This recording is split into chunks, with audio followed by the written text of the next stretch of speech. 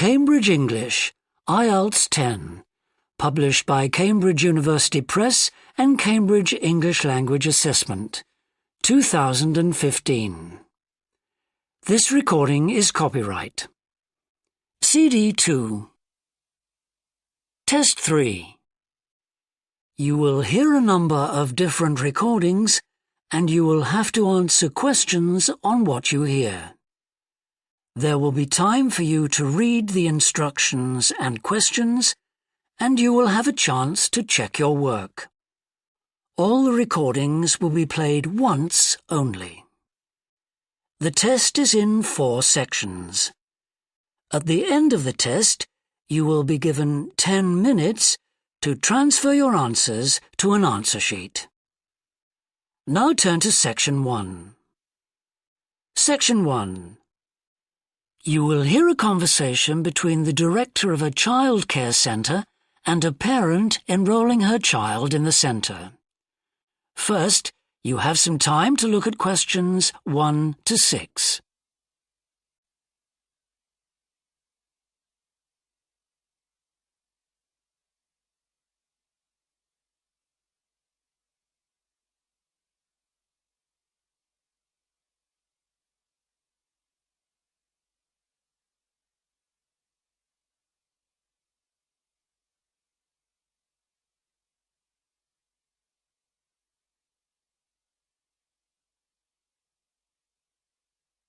You will see that there is an example that has been done for you.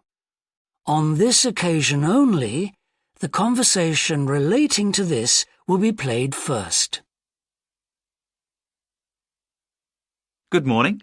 Welcome to the Early Learning Childcare Centre. How may I help you? Hi, I spoke to you last week about enrolling my daughter for next year. Oh, yes. I'll just get some details from you. So, you're her mother? That's right. And can I have your name? It's Carol Smith. The parent's name is Carol Smith, so Smith has been written in the space. Now we shall begin. You should answer the questions as you listen, because you will not hear the recording a second time. Listen carefully and answer questions 1 to 6. Good morning.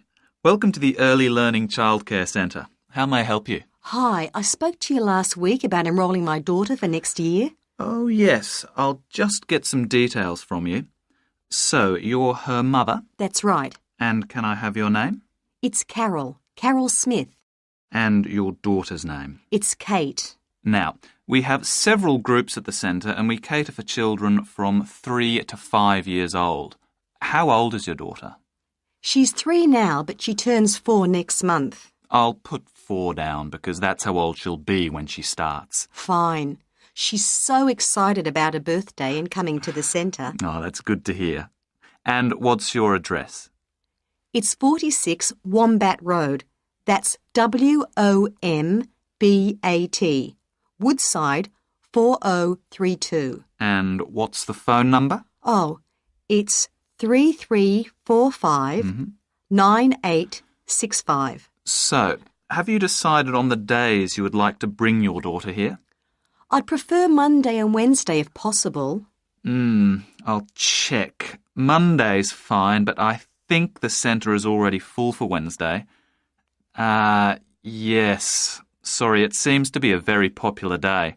We can offer you a Thursday or a Friday as well. Oh dear. I suppose Thursday would be all right because she has swimming on Friday. OK, got that. Because a lot of parents work, we do offer flexible start and finish times. We're open from 7:30 in the morning until 6 o'clock at night. What time would you like your daughter to start? I need to get to work in the city by 9, so I'll drop her off at 8:30. You're pretty close to the city here, so that should give me plenty of time to get there. That's fine. Now, we also need to decide which group she'll be in. We have 2 different groups and they're divided up according to age. There's the green group, which is for 3 to 4-year-olds, and then there's the red group, which is for 4 to 5-year-olds. She's quite mature for her age and she can already write her name and read a little. Well, I'll put her in the red group and we can always change her to the green one if there are any problems. That sounds fine. OK, let's move on to meals. We can provide breakfast, lunch and dinner. As she's finishing pretty early, she won't need dinner. Will you give her breakfast before she comes? Yes, she'll only need lunch. Before you hear the rest of the conversation, you have some time to look at questions 7 to 10.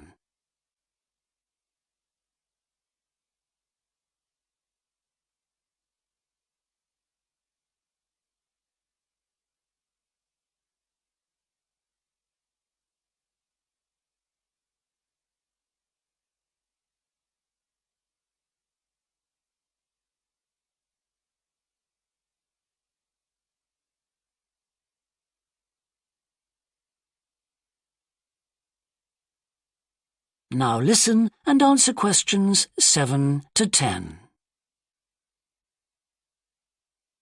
Now, does she have any medical conditions we need to know about? Does she have asthma or any hearing problems, for example?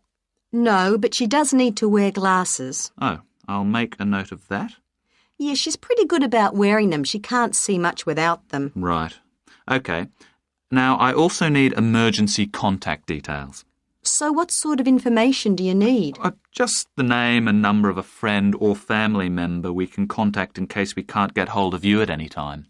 OK. That'd better be my sister, Jenny Ball. Uh-huh. That's B-A-L-L.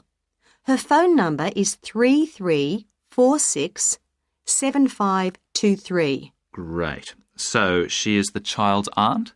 Yes, that's right. I'll make a note of that as well. Now, is there anything you'd like to ask?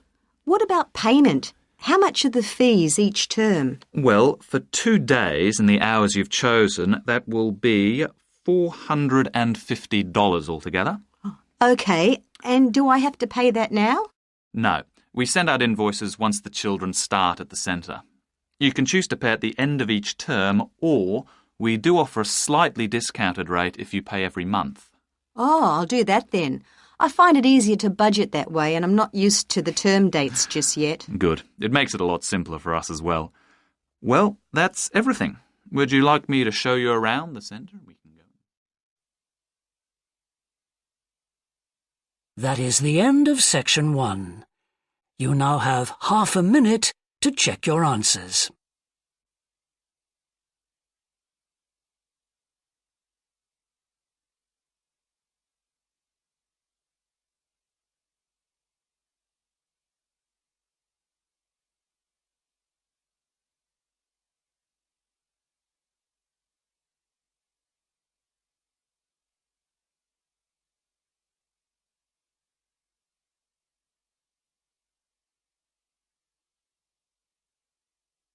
Now turn to section 2.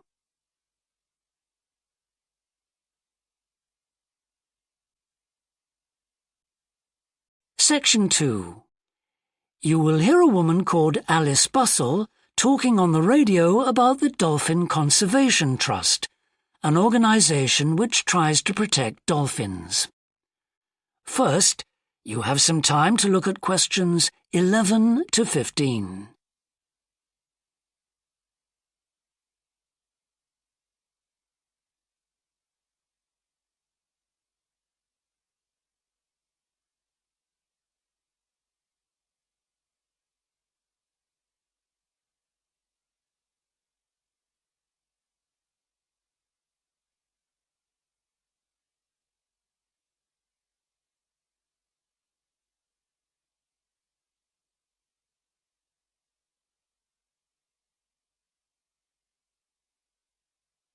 Now listen carefully and answer questions 11 to 15. Today we're pleased to have on the show Alice Bustle from the Dolphin Conservation Trust. Tell us about the trust, Alice. Well, obviously its purpose is to protect dolphins in seas all around the world. It tries to raise people's awareness of the problems these marine creatures are suffering because of pollution and other threats. It started 10 years ago and it's one of the fastest growing animal charities in the country, although it's still fairly small compared with the big players in animal protection. We're particularly proud of the work we do in education. Last year, we visited a huge number of schools in different parts of the country, going round to talk to children and young people aged from 5 to 18. In fact, about 35% of our members are children. Oh. The charity uses its money to support campaigns, for example, for changes in fishing policy and so forth. It hopes soon to be able to employ its first full-time biologist with dolphin expertise to monitor populations. Of course, many people give their services on a voluntary basis, and we now have volunteers working in observation, office work and other things. I should also tell you about the award we won from the Charity Commission last year for our work in education. Although it's not meant an enormous amount of money for us, it has made our activities even more widely publicised and understood. In the long term, it may not bring in extra members, but we're hoping it'll have this effect. Is it possible to see dolphins in UK waters? Yes, in several locations. And we have a big project in the east part of Scotland. This has long been a haven for dolphins because it has very little shipping. However, that may be about to change soon because oil companies want to increase exploration there. We're campaigning against this because although there'll be little pollution from oil, exploration creates a lot of underwater noise. It means the dolphins can't rest and socialise. This is how I became interested in dolphin conservation in the first place. I had never seen one, and I hadn't been particularly interested in them at school. Then I came across this story about a family of dolphins who had to leave their home in the Moray Firth because of the oil companies, and about a child who campaigned to save them. I couldn't put the book down. I was hooked. Before you hear the rest of the talk, you have some time to look at questions 16 to 20.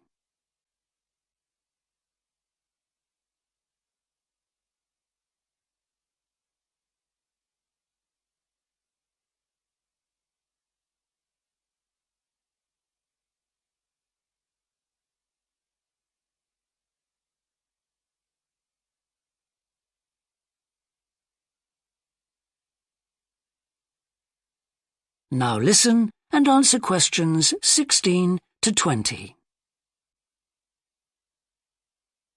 I'm sure our listeners will want to find out what they can do to help. You mentioned the Adopt a Dolphin scheme. Can you tell us about that? Of course. People can choose one of our dolphins to sponsor. They receive a picture of it and news updates. I'd like to tell you about 4 which are currently being adopted by our members: Moondancer, Echo, Kiwi and Samson. Unfortunately, Echo is being rather elusive this year and hasn't yet been sighted by our observers, but we remain optimistic that he'll be out there soon. All the others have been out in force. Samson and Moondancer are often photographed together, but it's Kiwi who's our real character, as she seems to love coming up close for the cameras, and we've captured her on film hundreds of times. They all have their own personalities. Moondancer is very elegant and curves out and into the water very smoothly, whereas Samson has a lot of energy. He's always leaping out of the water with great vigour. You'd probably expect him to be the youngest. He's not quite. That's Kiwi. But Samson's the latest of our dolphins to be chosen for the scheme. Kiwi makes a lot of noise, so we can often pick her out straight away. Echo and Moondancer are noisy too, but Moondancer's easy to find because she has a particularly large fin on her back, which makes her easy to identify. So, yes, they're all very different. Well, they sound a fascinating group. And how would you go about... That is the end of section 2. You now have half a minute to check your answers.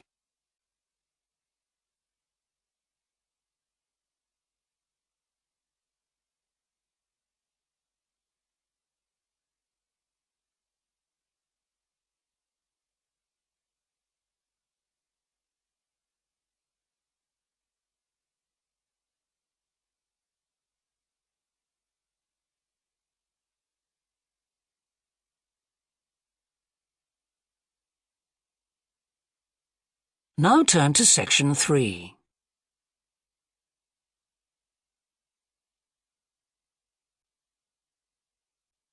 Section 3. You will hear a student called Rob, who is in the first year of a theatre studies course, talking to another student called Mia, who's in the fourth year of the same course. First, you have some time to look at questions 21 to 25.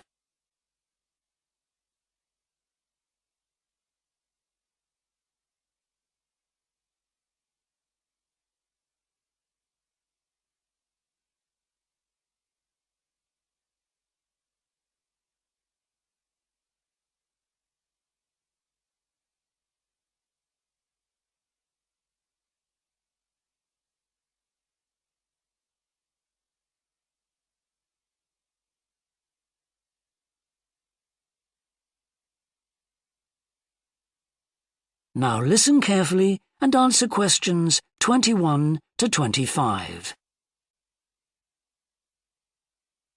Hi, Rob. How's the course going? Oh, hi, Mia. Yeah, great. I can't believe the first term's nearly over. I saw your group's performance last night at the student theatre. It was good. Really? Yeah, but now we have to write a report on the whole thing, an in-depth analysis. I don't know where to start. Like, I have to write about the role I played, the doctor, how I developed the character. Well, what was your starting point?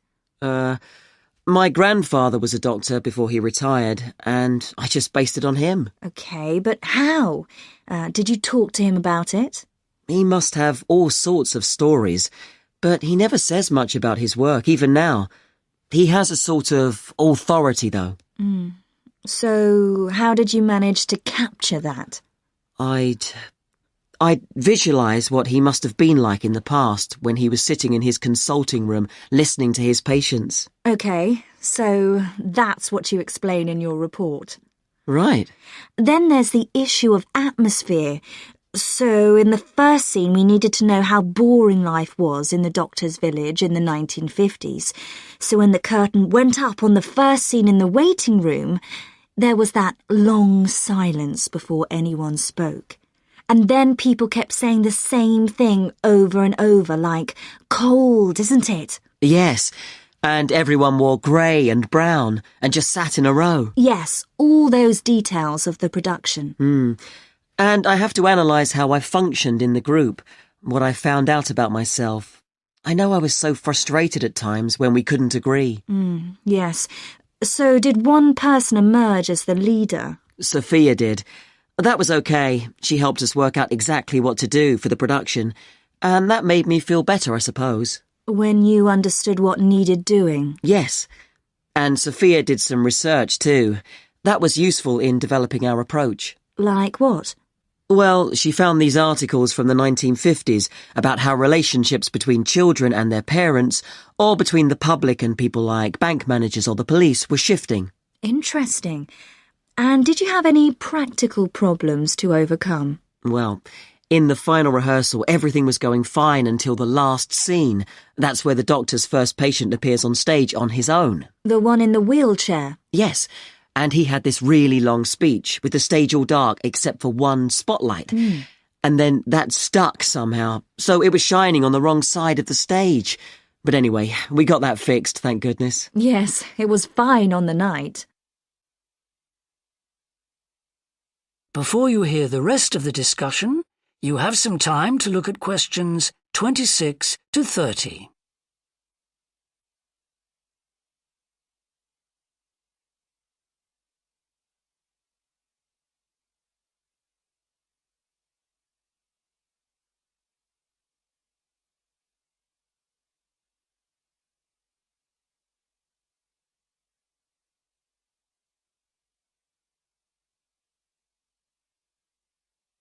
Now listen and answer questions 26 to 30. But while you're here, Mia, I wanted to ask you about the year abroad option. Would you recommend doing that? Yes, definitely. It's a fantastic chance to study in another country for a year. I think I'd like to do it, but it looks very competitive. There's only a limited number of places. Yes. So, next year, when you're in the second year of the course, you need to work really hard in all your theatre studies modules. Only students with good marks get places. You have to prove that you know your subject really well. Right. So, how did you choose where to go? Well, I decided I wanted a programme that would fit in with what I wanted to do after I graduate. So I looked for a university with emphasis on acting rather than directing, for example. It depends on you. Then about 6 months before you go, you have to email the scheme coordinator with your top 3 choices. I had a friend who missed the deadline and didn't get her first choice, so you do need to get a move on at that stage. You'll find that certain places are very popular with everyone. And don't you have to write a personal statement at that stage? Yes. Right. I'll get some of the final year students to give me some tips. Maybe see if I can read what they wrote. I think that's a very good idea. I don't mind showing you what I did. And while you're abroad, don't make the mistake I made. I got so involved I forgot all about making arrangements for when I came back here for the final year. Make sure you stay in touch so they know your choices for the optional modules. You don't want to miss out doing your preferred specialisms. Right. That is the end of section 3. You now have half a minute to check your answers.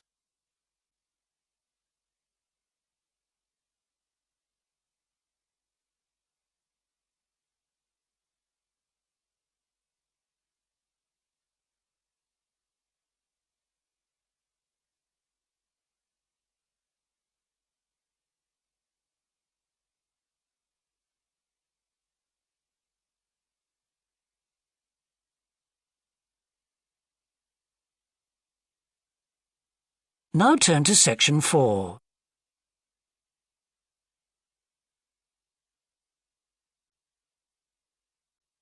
Section 4. You will hear part of a lecture about leadership introducing a theory called self-regulatory focus theory. First, you have some time to look at questions 31 to 40.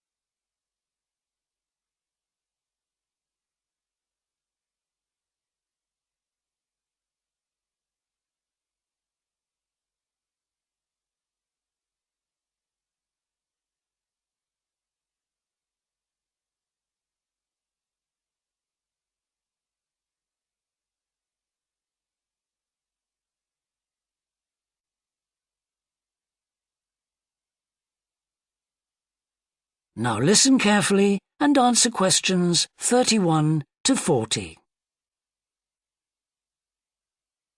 Today, I want to talk about self-regulatory focus theory and how the actions of leaders can affect the way followers approach different situations. Self-regulatory focus theory is a theory developed by Torrey Higgins. He says that a person's focus at any given time is to either approach pleasure or avoid pain. These are two basic motivations that each and every one of us has, and they cause us to have different kinds of goals.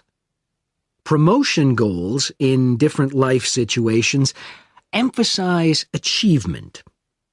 Prevention goals are oriented towards the avoidance of punishment. In a specific situation, our thoughts might focus more on promotion goals or more on prevention goals. The theory suggests that 2 factors affect which goals we are focusing on. First, there is a chronic factor. This factor is connected to a person's personality and says that each person has a basic tendency to either focus more on promotion goals or focus more on prevention goals as part of his or her personality. Second, there is a situational factor, which means that the context we are in can make us more likely to focus on one set of goals or the other. For example, we are more likely to be thinking about pleasure and to have promotion goals when we are spending time with a friend. In contrast, if we are working on an important project for our boss, we are more likely to try to avoid making mistakes and therefore have more prevention goals in our mind. Research has shown that the goals we are focusing on at a given time affect the way we think. For example, when focusing on promotion goals, people consider their ideal self, their aspirations and gains. They don't think about what they can lose, so they think in a happier mode. They feel more inspired to change. When people are focusing on prevention goals, they think about their ought self. What are they supposed to be? What are people expecting from them? They consider their obligations to others. As a result, they experience more anxiety and try to avoid situations where they could lose.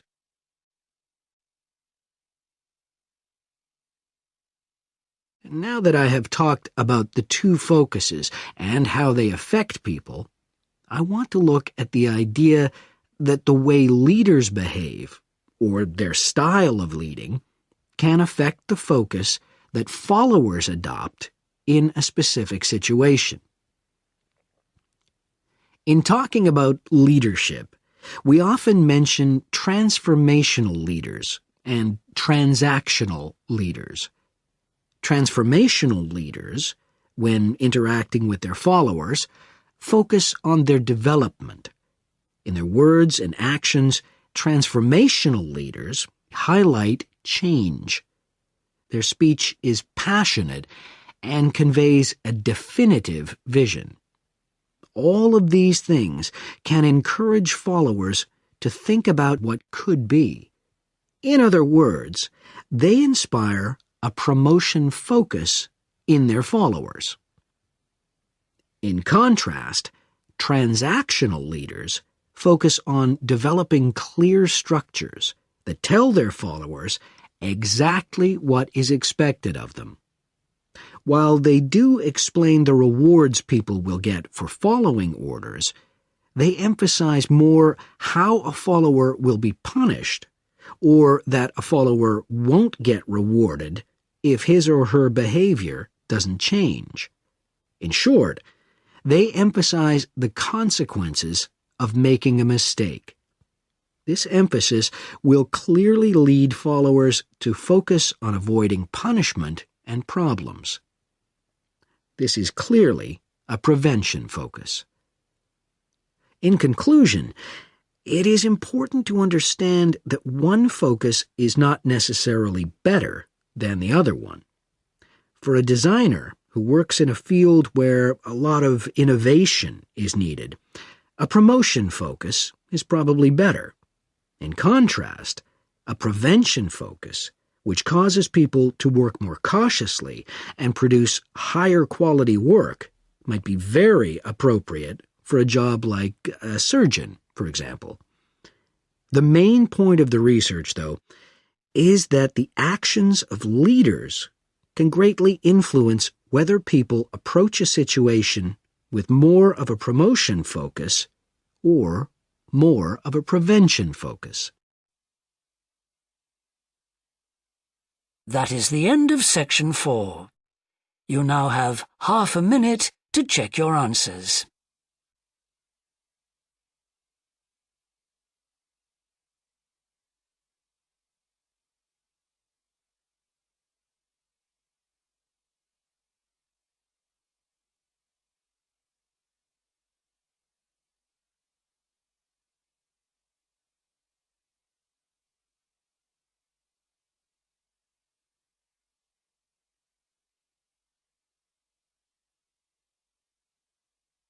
That is the end of the listening test.